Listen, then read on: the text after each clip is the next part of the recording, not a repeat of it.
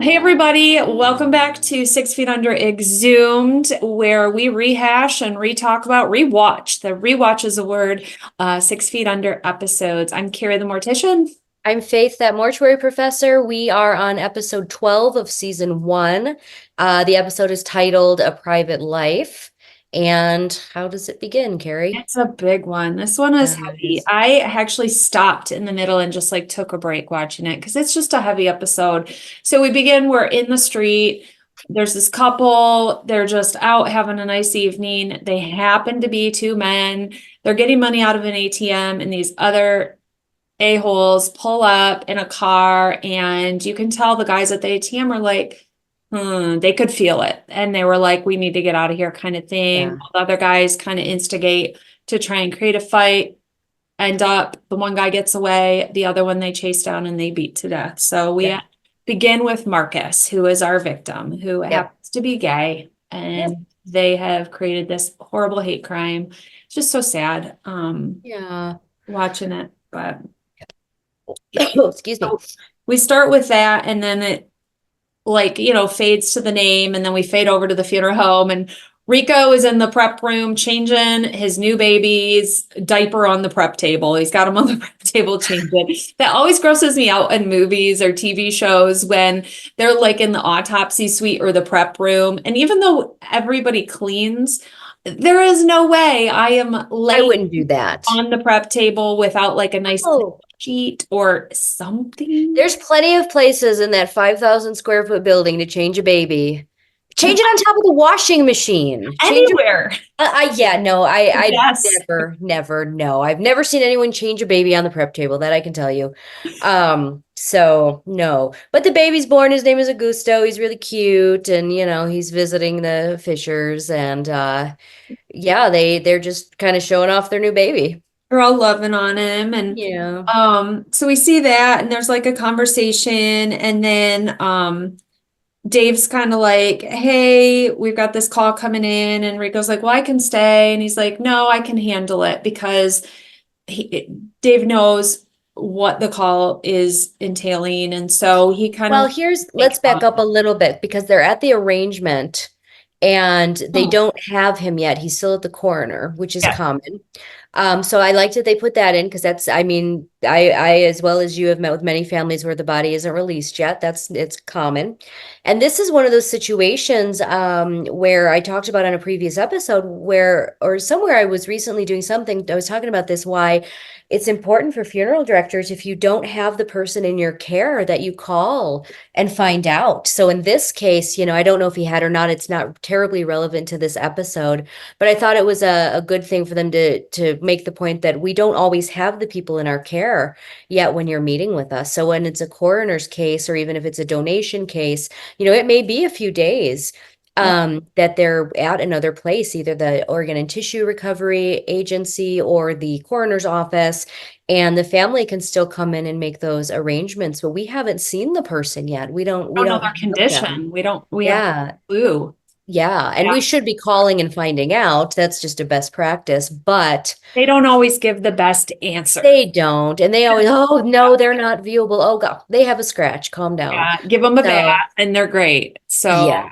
yeah, they Yeah. don't always give the best direction. Yeah. Sorry, But medical examiner's office, but yeah, it's but I thought it was, and again, you had mentioned on one of the last episodes that it was probably a product of the times when, times were different 25 years ago, even though sometimes it doesn't feel like it in funeral service, when they were like, well, the coroner's office said his face was, I don't remember what her words were, but the mother was telling David that the coroner's office had told her that he was messed up and couldn't be viewed. And David just said, well, it'll be a closed casket then. Instead of asking them what they option. wanted and telling them that, they really wouldn't be able to say that or anything else until they actually had him in their custody, but that it was, especially now they had Rico back. I mean, gosh, that was not a good way to handle that. No, it seemed very quick and short, and Hmm. but that's David. That's kind of Yeah. how he responds. He uses weird words, and he jumps to weird conclusions. And I think it was also a very uncomfortable scenario Yeah. for him being gay, knowing what had happened. And I think they knew most about what had happened, I think because some of it had been in the news. It Yes. sounds like that had been already kind of a public information that had happened. Not so much that the family shared with him all of it, but that they Yeah. kind of already knew some of the information. Yeah. And the So parents, the mom was like, I don't know why this had to happen. And the dad was like, you know why this happened. And she was like, that's not a reason. it's Um, bad. Ugh. it's so sad. Yeah. And it still happens. I mean, what was it just last week? An 11-year-old was killed in a bathroom in some, I don't know where, because of those, issues. And it's still happens 25 years later. So again, it's still Like still an relevant. 11-year-old. God, geez. I Like know. 11. I can't even. They barely know who they are, let alone to Right. be able to judge somebody else. Like how sad. I Sad. I can't imagine 11-year-olds. I mean, not to get off too much off topic, but my daughter's 8.5, she'll be 9, which when they're that young, there is a difference between that and 11, but still, I'm like, I couldn't imagine her participating in something like that. Like, yeah. my gosh. I think that group, what Yeah. they call that mentality Groupthink, happens yeah. at any, you just jump in and you don't know why, or you don't want to be singled out. And what if I don't participate, then I will, maybe they'll do something to me, or Yeah. gosh only knows the thought process, but it's terrible. Yeah. Well, a huge part of this episode is also Billy, and Billy, we kind of ramp it up with. Oh, yeah. And so Brenda kicks Billy out Hmm. and kind of says, you know what, I don't need you here. This is too much. And So Billy had followed them to Vegas, taken a yeah, picture of them in their hotel room without them knowing he was there, and he's just crossed that line, and she's kicking him out of the house, and he can't stay with her anymore. Yep. so Nate gets a death call. The And Nate, worst first call I've ever seen taken. Did you oh, notice that? I was like, what in the world? well, and grabs like he's in his jeans and whatever, and just grabs a cot and off he goes. And he shows up in this abandoned building Oh, yeah, place he was like, well, where's the body? and Well, gets in the like, that's weirdest not. elevator. I'm like, I'm sorry, but red flags Yeah, at what everywhere. point, if I had gotten in there as a picture of my sister in the elevator, like I'd be like, nope, this is not, nope, I'm not going here. I'd have gone right back down. But But he knew right away it was Billy, of I course he think. did. And I think he was worried that Billy was doing something to Claire. I mean, that's kind of Yes, that's what, that's what it looked like he was and I think luring. that's why he did it, is to goad him in further. And then he walks Yeah, into this room and there's candles and there's crap everywhere and there's a bed and turn there's it down. red soaked sheet and stuff. And so I can't imagine what Nate thought. Like, is this Brenda? Is this Claire? Is who's dead? Like, what's going on? And then Billy pops up and he thinks it's all funny. And Nate's like, what in the hell is going on? Why would you think this was funny? But he just wanted to mess with them because of everything. And so, and Nate's like, well, she broke up with me for you, because she then turns around and breaks up with Nate after she kicks out Billy, kind of like she pushed everybody away almost. And um Well, I mean, I think that, well, first of all, you're right. I I probably, this is a TV show, of course, but I probably would have just called the police and not have gone in anymore. And if you're like going there and you walk in and you see like a body under a sheet, well, that's a crime scene. I wouldn't touch it. no, like back So up, I back would up. leave. I would leave. And who called if the guy that like who did he think was calling? Did Billy disguise his voice? He has a pretty noticeable voice. Because you don't, I mean, I have heard of this has happened to somebody I know where someone called the funeral home and reported a death, and it was their own when by the time the funeral home got there, which isn't funny at all. But so I mean, things like that do happen once in a lifetime, but I was just like everything about this, I would have gotten to the picture on the elevator and said, nope, calling the cops. No, peace But out. here we are on TV. But then Billy grabs a knife, and I think that at that time that Brenda hadn't broken up with him because I think he was making it up, wasn't he? I don't know. I thought, for thinking back, I've watched a few episodes ahead, so now I'm trying to think back. Yeah. Had she really? But I I know think at that time he hadn't, and Nate was just thinking on his feet. and just and was like, oh, well, she broke up with me. It's all so that he could get out of there. Because then he went over to Brenda's house and was telling her what he had done. what the heck? Yeah. Yeah. That whole thing gets so off the this is the very Hollywoodized version of the Yeah. storylines. You're Yeah. far away from the funeral home stuff into this crazy drama. But we all want to see what happens with the drama too. Sure. So then we got Ruth. We're touching back in with Ruth, and Ruth is at work.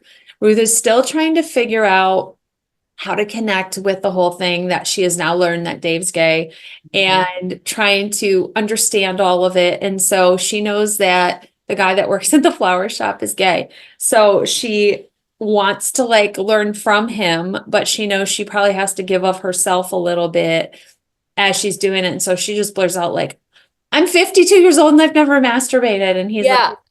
what? And I'm like, she's 52? Like, that's not that far off from what I am. And I feel like she looks so much older. So I'm like, well, either Ruth has aged really poorly or I'm doing really I good. think it's I how don't she know. dresses. And I think 25 years ago, That's true. but I do think of that because she would have been very young. Because if I don't know, because if Nate's 30 or David's 30 and Nate's They're at 35, 22, 2018, 19. And that yeah, makes, I mean, it seems along the storyline like she got married yeah, and had babies. Like that's what yeah, she did. And yeah. it's the only life she's ever known. So I guess her being super young does make sense. I She wouldn't have, seems older, especially yes, especially yes, to like J-Lo is like 55 now. So 55 is different now than it was a then. little bit. A little bit. So yeah, but no, I think it's how she dresses and But all that for so sure. he starts talking about how he never came out with his parents to his parents because he was worried they were going to be disappointed, and that makes her like, oh my gosh, maybe that's why David never came out to me. And so Yeah. he's like, still really conscious that she wants her kids to feel loved and accepted the way they are, and hates that they would not share something with her. And so Well, what's so interesting about this is it's not that she's, in the episodes prior, it was kind of like she knew, but she was had some feelings about it. But by this point, it's not that she's upset that he's gay or anything. She's upset that he feels like he can't tell her. yep, So she almost feels mad that like he won't tell her. It's not that he's gay that's the problem. The problem is that he's like not comfortable telling her. yes, And so they're at like the house and Nate's doing something and she asks Nate if David's gay. And Nate's like, well, don't you think that's a question for him? And so that's an interesting conversation. Like she's trying to get someone else to confirm it, but that's really what her problem is that he's not telling her, not that he's gay. she feels like she's trying, but she's not being Yeah. direct. She's beating around the bush and all over the place. And I think she just wants somebody to tell her and include her, and feels really put out that nobody has because she Yeah. doesn't care, like Yeah. I said. Well, Yeah. we go back. One thing I wanted to say about the whole Brenda thing, why does she wear a wedding band? Like that drives me nuts. I saw it when they were pretending to make funeral arrangements for each other, and I thought, oh, she's just wearing it for that. But then in this episode, I noticed again, she wears a wedding band, I didn't notice that. and I don't know why. And I I didn't thought, notice it. I wonder if Billy does, and I wonder if it's a weird I them. didn't notice that. I really don't Yeah. know. So, and it I could just be jewelry, and it It might could be just be nothing. jewelry. I have rings that only fit because my hands are two different sizes. So I have like this hand is a size bigger than this hand, or like half a size. So I have rings that only fit on, this hand that aren't, wedding rings, but they don't fit on this hand because I write with this hand, so it's a little bit bigger. So I mean, maybe if it was like something special, that somebody gave her, like somebody's, like I had my grandma's ring and, it did not fit my right hand, so I wore it on my left. It wasn't a wedding ring. So I don't know, it's possible, but I didn't notice that at all. So I that's just think it's interesting. odd. But so Well, who knows? Dave's been dealing with Marcus, and he Mhm. wanted to embalm him and stuff, and Marcus has begun speaking to him. Yeah. So we're back to the deceased person is now Hawkins. part as a character now in the show. Yeah. Yeah. And it hasn't happened very many times. We did, was it Rico? Not Rico. The gang, Paco? Paco, and then Dad. And it's really, I think, Yeah. there's some of Oh, the, and the porn star. that's what I was gonna say, just the porn star. She did pop in and out. But Marcus becomes kind of a main character here for a while because he kind of is challenging Right. David's sexuality and his position on, his beliefs and stuff, Yeah. and is being very negative. And so he's Yes. overseeing the embalming, and so David goes out and is driving around, and he happens to drive by where it took place, and he sees Keith's boyfriend there, and they kind of catch eyes at catch eyes at each other. And Dave keeps on driving, and it definitely is impacting him and really emotionally, I think, stirring something in him, good and Yeah. bad. Um, Yeah. then they go to show him. I'll stay on that storyline a minute. So then Dave gets him all ready, and Rico walks in and he's like, dang, Dave, like he looks good. Because Dave got him all on his own and did the cosmetics and stuff. I will say for I being, didn't think he looked very good. no, he was heavily cosmetized. He was very flat. It was very one color. Yes. And he was very He was like his not in positioning, his yeah. casket right. I know. He was like so flat. It was straight. like it wasn't like it not- wasn't to your chest, and it wasn't stargazing. Yeah. He was just, It was weird. it was very, very flat. So I noticed Yes. that right away. That's hilarious too. Okay. How many others noticed that? Well, that's why we're doing the show, right? Yes. So I noticed that, but all I could think was, oh my gosh, his head would be like 2 times that size if he had. Oh gosh, he would have, I mean, to get it back to looking like that, he'd had to do some serious like excising and serious stuff that is an unrealistic expectation to think that you could look that normal again after that. A beating of the head Yeah. of some kind, you are going to have so much swelling. Yeah, your head really. I mean, you're a lot of times going to have broken bones in your head, in your face, but because it's not instant, unfortunately, there's going to be swelling. And you can bring some of that down, definitely, but it's not going to look like he looked, just him with some abrasions and stuff. He's going to have swollen a lot, especially if he laid there for a little bit and died. And so it's just going to be very different than that. But Yeah, I mean, if he went to like the hospital, even he would have probably been on a ventilator for some time. And even just being on mechanical ventilation and all of that for a short time can do severe swelling. huge. Yeah. So Rico says he looks good, and he goes, "Did you use the diaper rash cream?" And he's like, "Yes." And I'm like, what is he talking about? Have you ever? I don't know. No, I've never used diaper rash cream. I don't know what they're We're gonna I have to ask Michelle about that one too. yeah, I'm trying to think what he would use that for because I would just use wax. Yeah, I don't Like, know what. Not a clue. no idea. I'm thinking like hemorrhoid cream brings down kind of puffiness, but That not wouldn't do that much.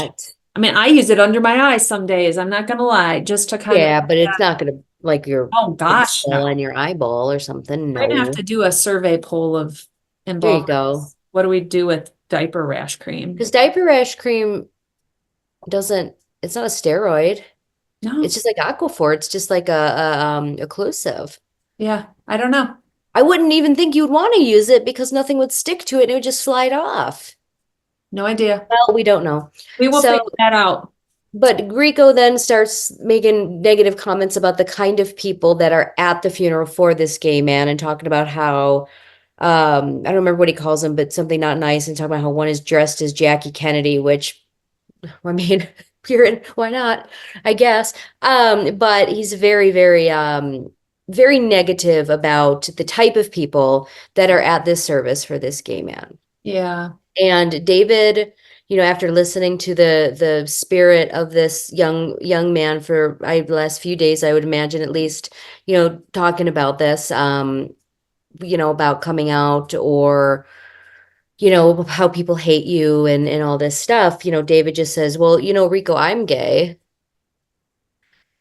And Rico doesn't even know what to say. And he finally says, well, where I'm from, if men need to do that, they don't talk about it, which is No, interesting. he says you just it's something you do, but you don't talk You about. don't talk about it. Yeah. And you're still a man and he goes, I am a man.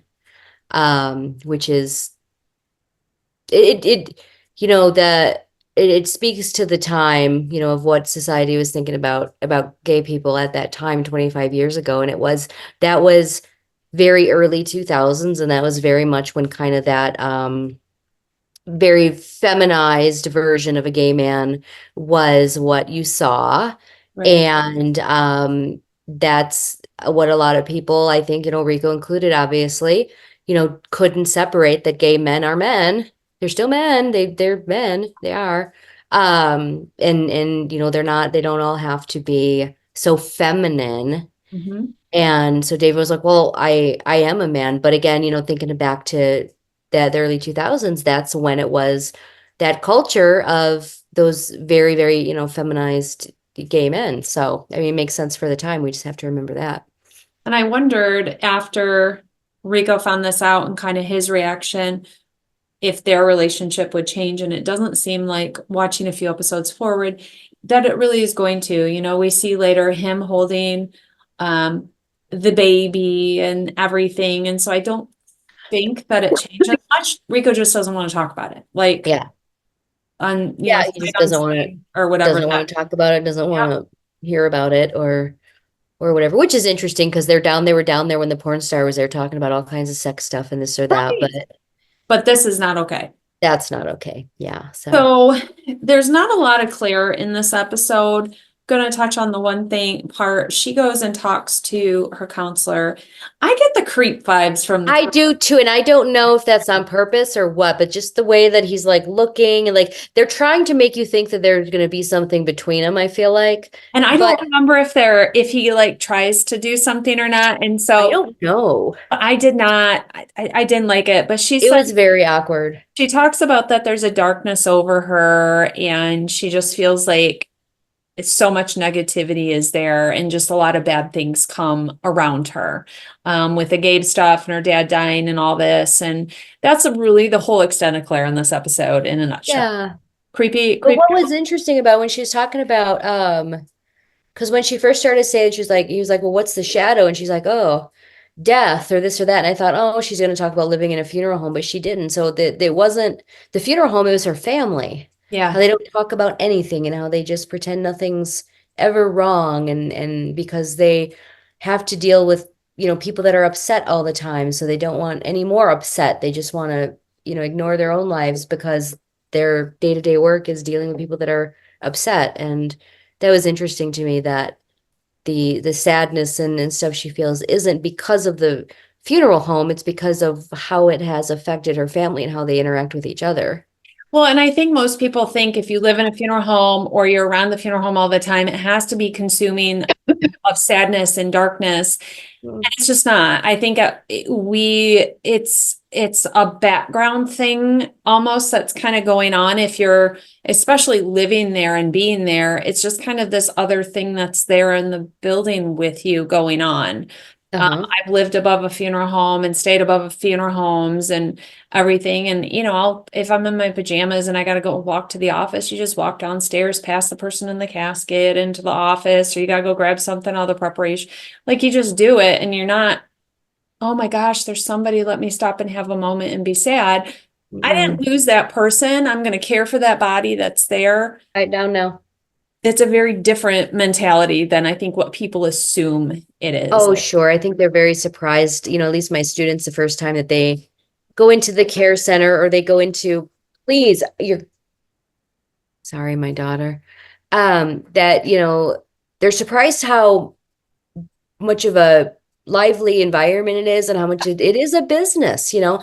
These are people that are taking, you know, people in and out all day long doing these things and you know, as much as people would love to think it's this completely beautiful, serene, reverent thing every time, I mean, when you get 12 calls a night, you have got to get people, you know, going where they're supposed to be going. And And that's just, if you live yeah, there, if you live, you're yeah, laughing and running around and doing, like Eileen on TikTok, Hollis Funeral Home. yeah, She's posting, she's got Murray, her new baby, which, oh yeah, my gosh, Murray and Arla need to I Let's know, you're so let's cute. schedule the wedding already. I know. You know, she's showing like I'm living in this, I'm here at the funeral home and this is my life and I'm walking around and I'm doing this and I'm doing that and the police Yeah. with me now and it's life. It's just normal and here it is. So, um, It's yeah. the So it's preconceived. not, no, it's not at all. I lived in a funeral home when I was in school and same thing. Like it's just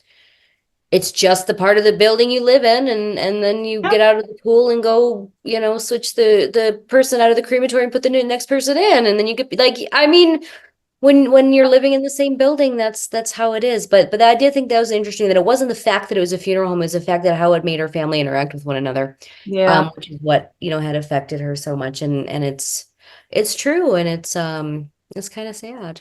Well, and I think so we'll go back now to Nate and Brenda and Billy and stuff.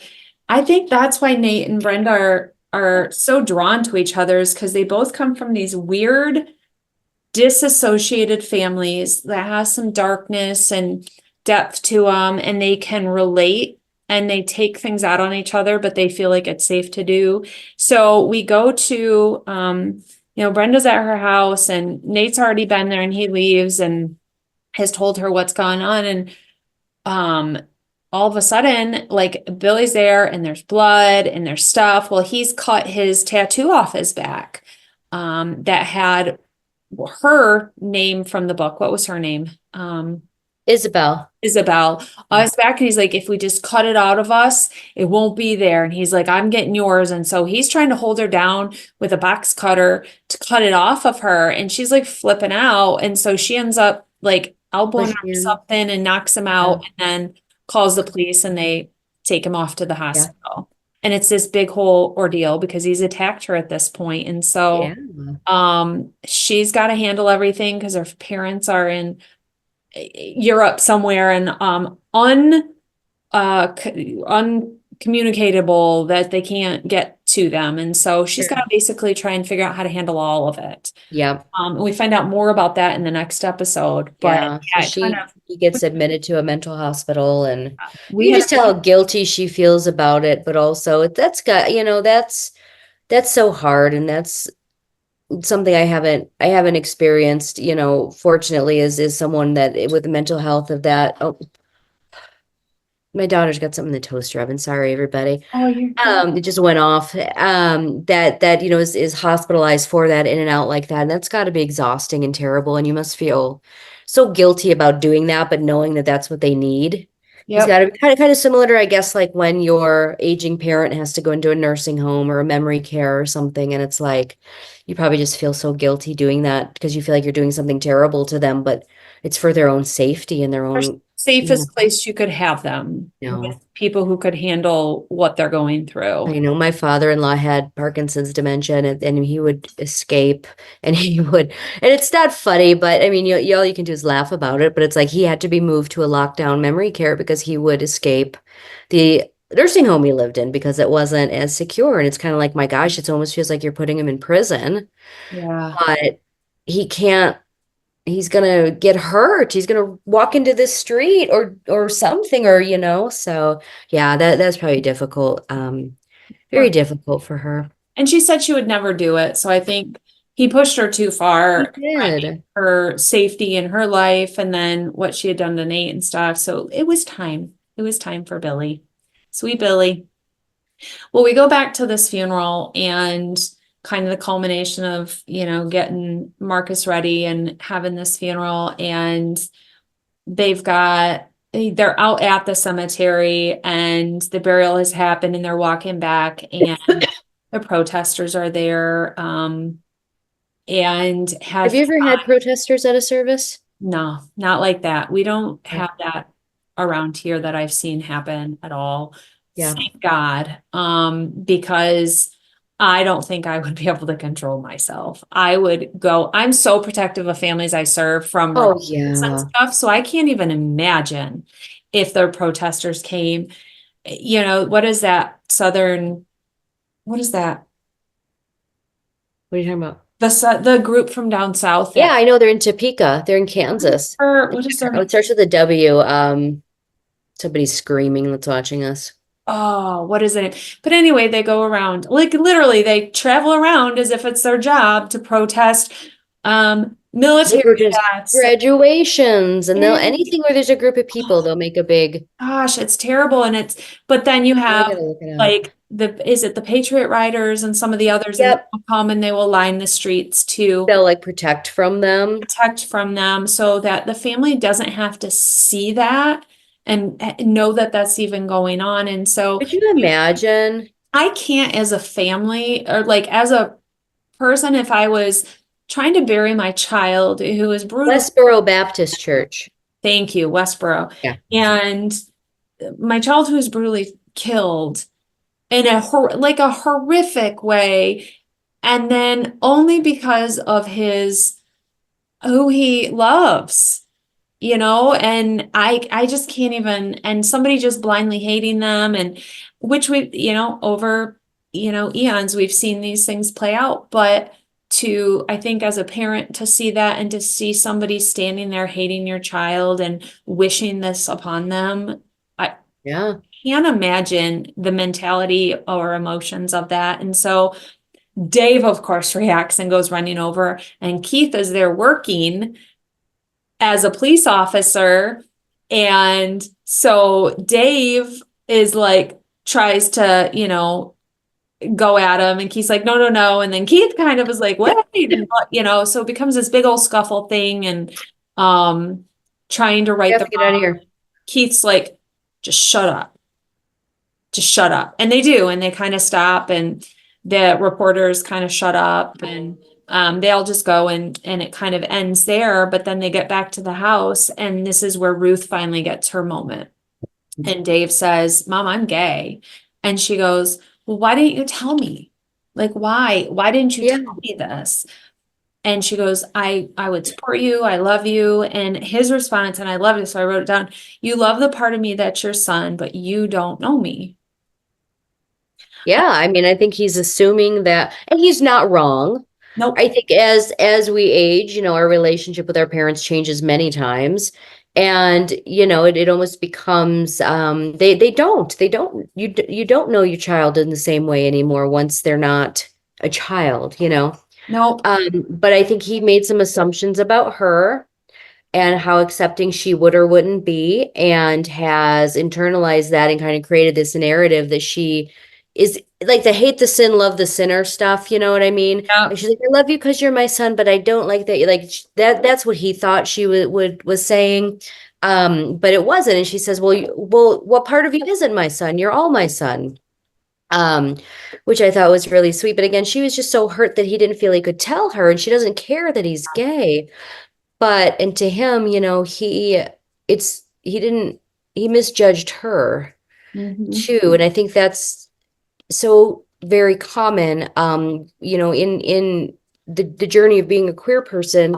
And again, I use that term to describe myself. Not everyone likes that word, but when you do come out, you're often surprised by the people that accept that you didn't think would, and the people that don't that you assumed would. So it's always there's always a surprise element of surprise there in the people that you just thought would be just fine, and they're not, and the people that you thought you'd never hear from again, and they don't care at all. And luckily for him, his mother doesn't really care at all. She wants the relationship with him Yeah. to be one where he can tell her about his life and things, and that's what she was upset about. And I think we see her with her relationships, just laying the facts out there, like, I'm going out with my lover, blah. And they're all like, okay, great, mom. But I think she's trying to connect with them by sharing her stuff that's going Yeah. on that maybe is relatable to them. But they're like, ew, but you're our mom. Like, that's not how it is. But she doesn't, she's trying, and it's cute. But so they finish this conversation, and Dave goes back to his room, and Marcus shows up again. And this is the first time that someone did not get buried with their body, kind of thing. And Marcus is there in his ear, and is just like chatter, chatter, chatter. And we see Dave drop down on his knees, and he starts praying, God, please help me, help me, help me, please help me, kind of thing.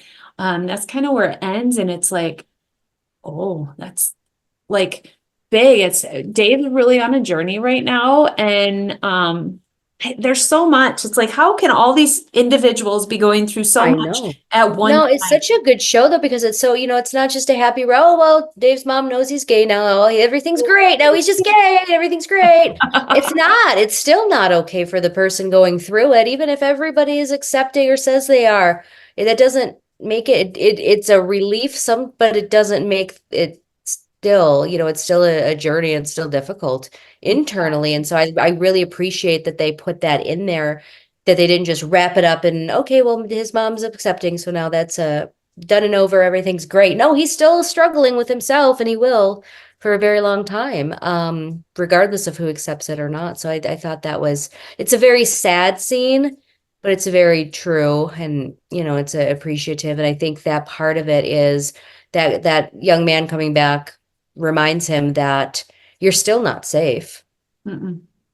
No. Your mom and family may accept you, but you still have to go live in a world where some random person just killed me because I was with another man. So Yeah. Well, and not that Marcus isn't content with his life how it was, and he right. blames the fact that he was gay as if it was a burden on him. Sure. And Mhm. that's what he's trying to convince Dave, like, don't do this. This is Yeah. terrible, kind of Yeah. thing. And he's like, I think it's almost like that angel devil on your shoulder is what Marcus is coming in as, like challenging Dave's gayness, basically. Yeah. Like, it's not a choice. It's not like he can go, well, tomorrow I'm just going to be straight, where that's what we're going to do, kind of thing, because that's Yeah. here. So I think we see some of that playing out, like, gosh, should I try to play a role like Rico says, or should I just be who I am? And maybe risk a few things, because that might be what Mhm. happens. Well, there's risk on either side of that. So it's Oh, kind of for like, sure. what are you going to do? So yeah, no, I think it's a good scene that he still struggles with that, but Yeah. I think it was a really good episode, as far as the funeral home stuff. The things I noticed were that Nate would never be allowed to take a first call in my funeral home. He's just like, oh, well, where's the body? Well, we'll get there later. Oh, it's a house. Oh, like, who are you think you're talking to? Who do you think you're talking to that you would talk to them like So that? casual. So like, no, Oh, take a somebody's dead? name, something. Cool. Well, all right. Well, I'll stop. I gotta go to 7-Eleven. I'll swing by. Like, what are you talking about? I got my flip-flops on. I'm coming over. Here I Yeah, am. then he just comes over like that to a house call. If he really thinks he's going to a house, he's gonna wear jeans and a t-shirt. No, guys, listeners, no. We would not be just wherever the heck he was and get a house call and like go in our pajamas or our jeans and t-shirts and flip-flops to somebody's home. I really want to know. Like, I know it's fake. I know it was Billy messing with. I know that, but in that context of that time when he got that call, this make me mad, Kari. In the context of that, he he thought he was talking to a real person. Who did he think was making the call? So Where's you the body? somebody's dead at 123 Main Street. Oh, okay. No, you have to know who's calling. Who are you Like, is picking this up? hospice? Do we need to call the police? Do we need to get a medical Yes. examiner? Like, what's up? We need a considerable amount of information before we will dispatch a transfer team to a transfer. Very Hollywoodized scene there. I know you can't just call a funeral home and be like, the address is 123. There's a dead body for you. Send a man with a gun. Yeah, right. No, absolutely not. And then So we got Marcus in the casket, where he's then like, Marcus in the casket. I was like, "Ugh." yeah. Yeah, but I mean, maybe he didn't look so great because Dave. I don't know. Maybe that was kind of like maybe I don't know. Maybe it was purposeful. Like, hey, we're Yeah. going to make him not look as good as maybe he could if Rico did it, just because we want to really clarify that Dave's not the most amazing. Yeah, I wondered that too because his color was really like he was like one color and his neck was weird and he just it was. I just wanted to like Something. do something. Gosh. But yeah, I mean, I guess that's it for this episode. I don't know. Anything else? That is the end. We carry into the next one though. So next episode is going to be 13. It's the end of season 1. So we're going to be, kind of climbing the hill to end the season one, because you're making these shows. As they're making them, is there going to be a new season? Are they going to get picked up?